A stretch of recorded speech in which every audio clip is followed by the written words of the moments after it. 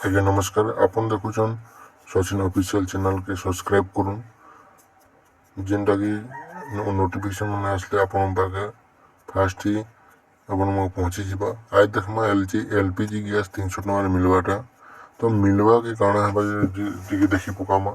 LPG gas छाटा 803 टकर चलुला तो माँ मन को बहुत कम दाम रे मिलुची।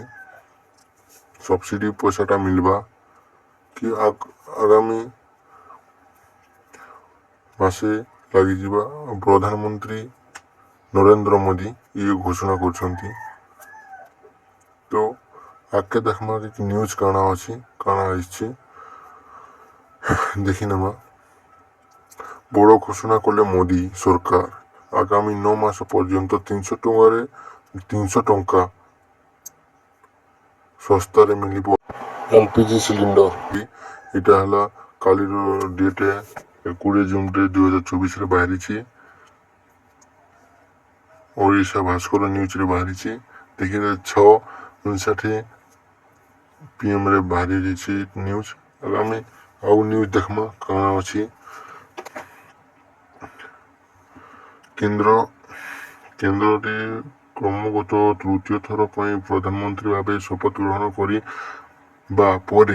नरेंद्र मोदी देशवासी को अनेक उपहार देवाकू जाउछंती। देशवासी को विभिन्न योजना फायदा मिलवा जारी रहिबो बोली एथर हो सारी तेबे तो देखिपे जेनटा द्वितीय थर प्रधानमंत्री नरेंद्र मोदी शपथ ग्रहण कर तो देशवासी यहाँ गोटे बड़ उपहार। तो आउ गोटे न्यूजटा देखमा देशवासी को विभिन्न योजना फायदा मिलवा जारी रहिबो बोली एथर स्पष्ट हो सारी बोला स्पष्ट जेनटा हो सारी तेबे प्रधानमंत्री उज्ज्वला योजनार लाभार्थी को 300 टंका सब्सिडी मिलवा जारी रहिबो।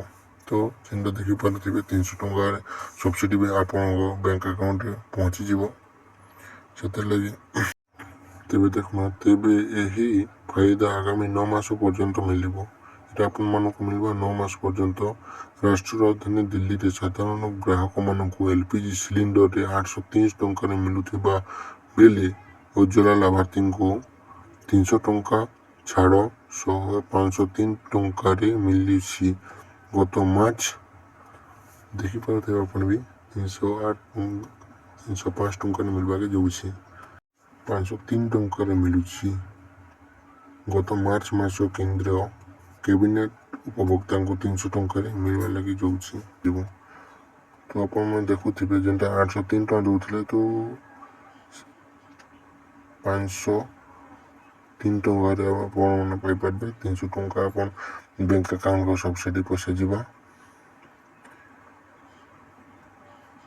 300 टका सब्सिडी पैसाटा पड़े देखिए मासरे केंद्रीय कैबिनेट उपभोक्ता को 300 टंकार सब्सिडी जारी करने को मंजूरी करिथिला। तो मंजूरी कर 300 टका सब्सिडी मिल जावा बोली। तो यही योजना लाभार्थी को यही सब्सिडी 2025 मसीहा मार्च 31 पर्यंत फायदा मिलवा जारी रही जून मास बेले आगामी 9 मास पर्यंत लाभार्थी को यार फायदा मिलवा।